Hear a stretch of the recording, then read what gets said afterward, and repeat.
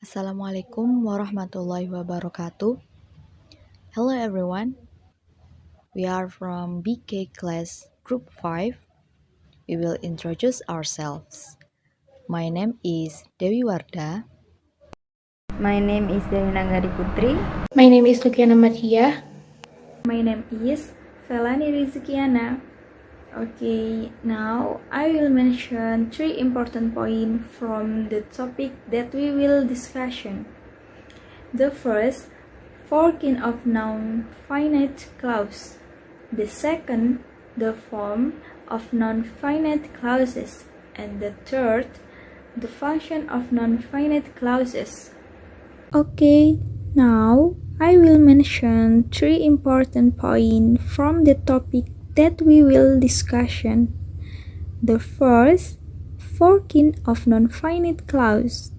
The second, the form of non-finite clauses. The third, the function of non-finite clauses. So guys, here I will explain the first point, namely forkings of non-finite clause. Clause headed by gerund participle or a past participle are always non-finite, and clauses with a line from verb are non-finite when they belong to the infinite verb contraction. For example, contraction to infinitival, gerund participle, past participle. Example, Reza wants to play football. Reza dreams of playing football. Reza has played football. Verb form, playing from, gerund participle, past participle. Okay guys, maybe that's the explanation from me. The form of non-finite clauses. A non-infinitive clause can have special subordinators to and for. Non-finite clauses contain a predicate that has the form of a verb phrase headed by a secondary form of the verb, and it never contains a modal auxiliary.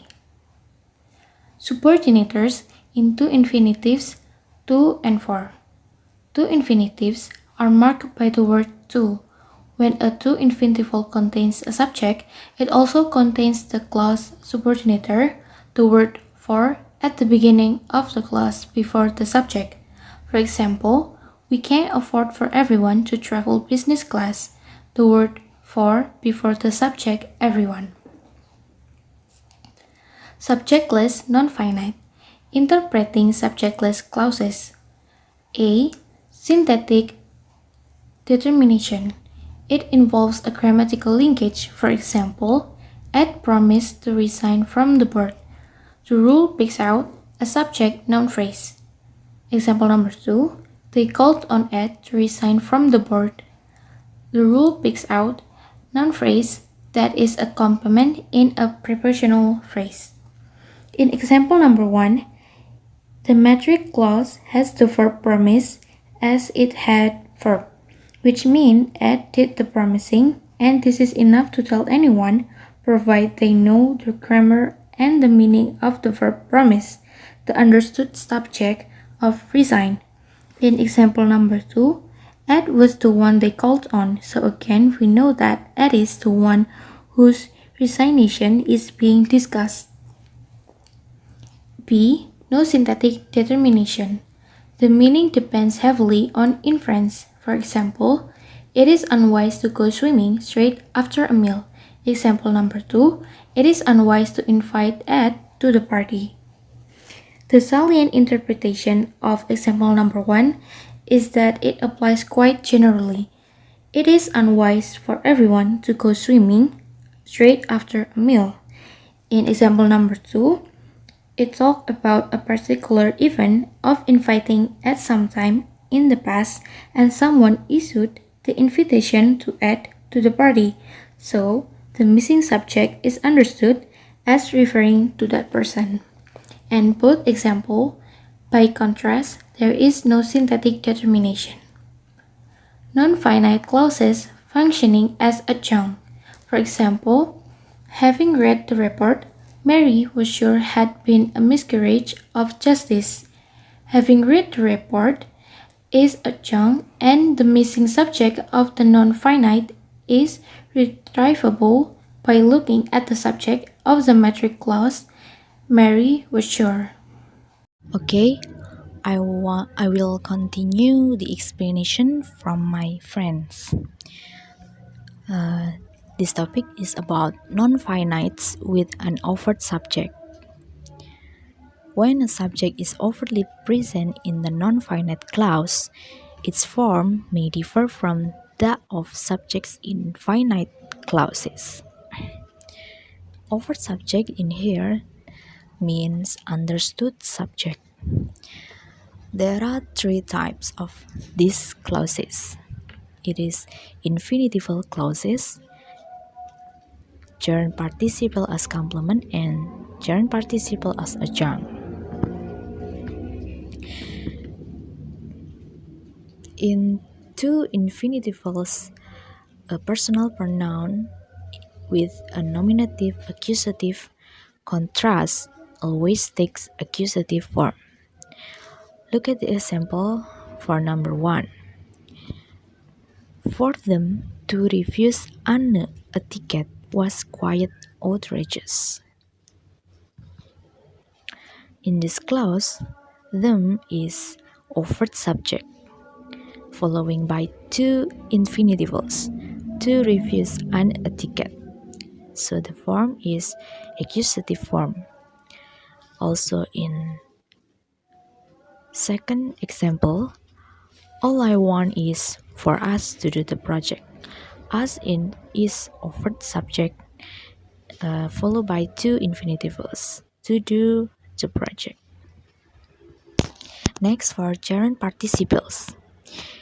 Here the facts are more complex. There are various case possibilities for subject of gerund participles, but they differ depending on whether the clause is a complement or an adjunct. Look at the example for in complement. Jean interested on my or me being present throughout the audition. Here, the most other complement function, we find both genitive and non-genitive subjects. In this clause is genitive, use genitive subject, but it takes accusative case.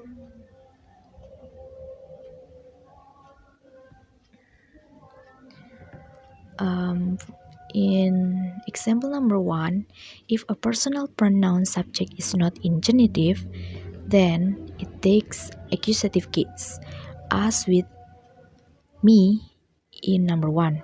So we must use Jean interested on me being present throughout the audition. For example number 2, Jean interested on her sisters or her sister being present throughout the audition.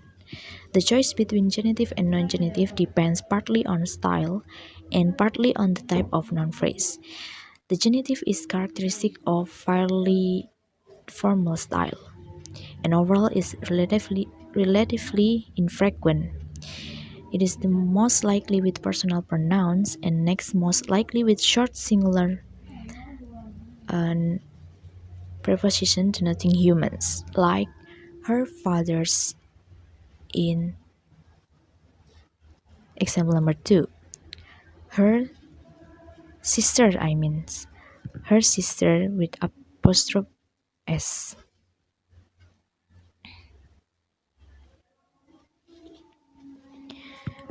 And for example 3, Jean interested on there being a participant present throughout the audition. Some prepositions, such as there, cannot take genitive case at all. So there is non-genitive subject. And focus on being. Being in here is not verb or subject. Being in here as complement because it is gerund participle. As originally, the clause is have formula subject plus verb. So in here, subject plus complement. But it is non-finite. So in non-finite, there is no subject. So being in here is projection from there, and there is offered subject, but it is a non-preposition and cannot take genitive case at all. Okay, next is gerund participle as adjunct. The function is genitive subject are not permitted at all. The choice is between nominative and accusative. Look at the example of number 1. Chichi sought advice from Barley, he being the most talented of her friends. And Chichi sought advice from Barley, him being the most talented of her friends. The accusative is markedly informal and somewhat unlikely. The construction itself is relatively formal. So the accusative tends to sound out of place here. Next is hello non-finite clauses. Sometimes a non-finite clause will have a non-subject element missing, which is recoverable from an antecedent expression. Look at the example. The apartment will be ready for you to design in a few days. The underlining marks is placed where there is an element missing, but the clause still understood to us. The underlining marks is the antecedents that provides an interpretation for the missing phrase or noun phrase.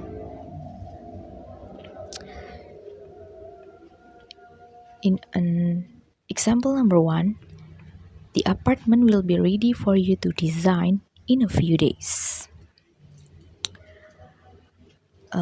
Thus, what you will be designing in example number 1 is the apartment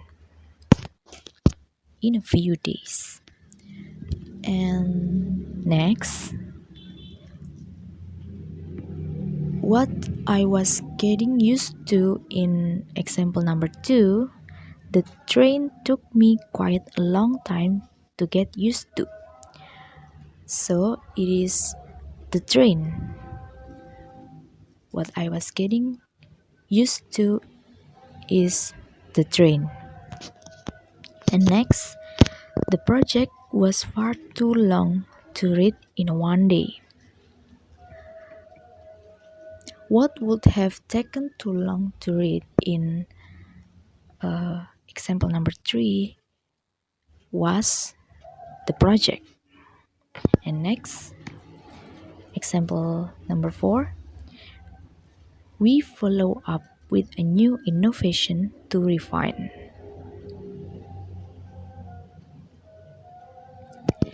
What was a new to refine in number 4 was the innovation.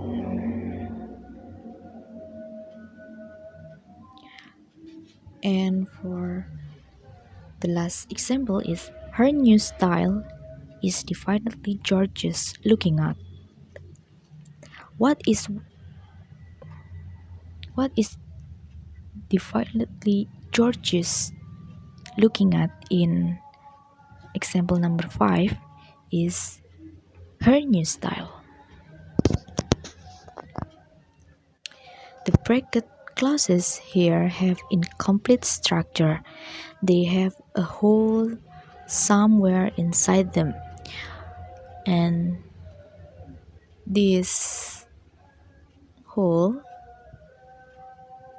we call them hollow non-finites. So the properties can be stated briefly as follows.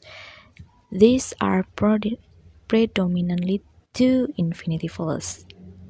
Is it placed like to design, to get used to read, to refine, and so on. The missing element is normally direct object or object of a preposition. Like in example number 1, for you to design is it direct object.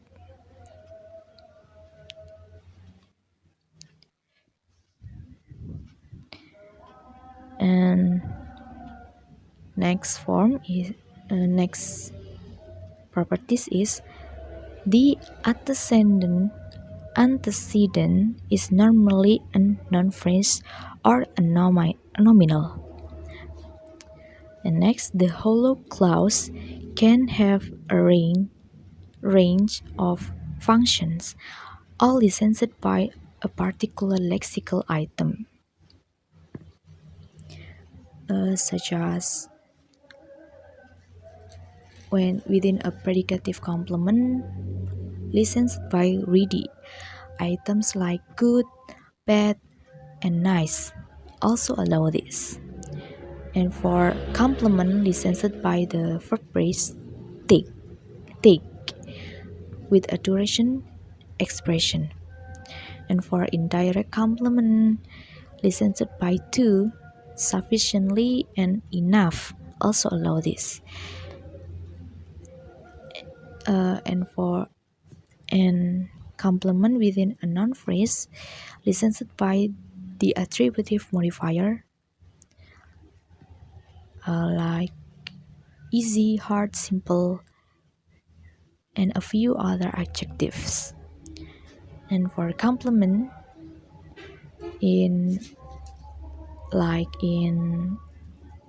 example number 5, licensed by the adjective charges.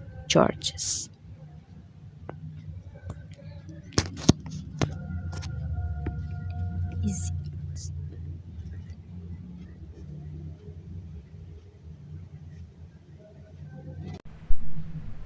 Okay, I will explain about the function of non-finite clause. Non-finite clause appear in a very wide range of function, but there are major difference between the four types. Two infinitival types, bare infinitival types, past participial types, and gerund participial types. And I will explain one by one of the four types. 3.1 Two infinitival types. There are 2 points of two infinitival types. Point A, two infinitival function as complement or modifier or adjuncts. Point B, interrogative infinitivals.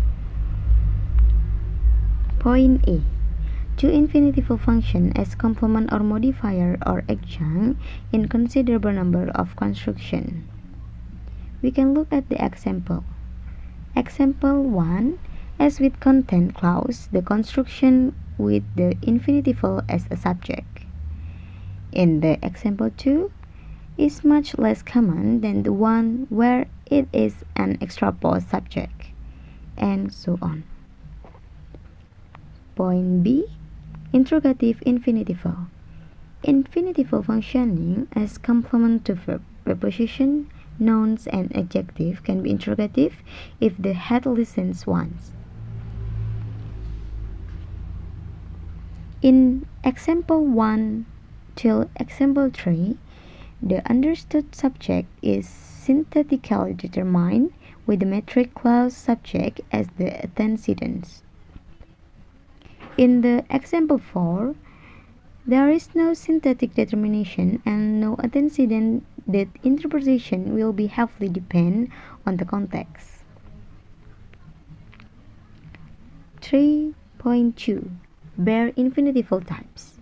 In contrast to infinitive with their wide range of use, bare infinitive clauses occur in only a very limited set of functions. They hardly occur except as internal complement of certain verbs with no subject permitted. We can look at the example 1 is the example of complement of modal auxiliary. In example 2 is example of complement of help. In example 3 is example of complement of make. And example 4 is example of complement of specifying be. 3.3 Gerund participial types. During a function in which gerund participial clauses are found is broadly comparable to that of two infinitive types, but there are some important differences. We have seen that with two infinitive there is a strong preference for extra post rather than subject or object position. But this refers in the case with gerund participial, note that they can occur as object with a following predicative complement as in example 3, and so on. 3.4 Past participial types. Past participial have a quite limited distribution. In the great majority of cases, they have one or other of the two functions. As complement of verb, the past participial may have a perfect or passive interpretation. Perfect as complement of the perfect auxiliary have, as in example 1, and otherwise passive in example 2, and so on. Okay, I think this that can we bring. I say thank you very much for your attention. I hope you enjoy our presentation. And I'm sorry if any say that I listen. Thank you very much. Assalamualaikum warahmatullahi wabarakatuh.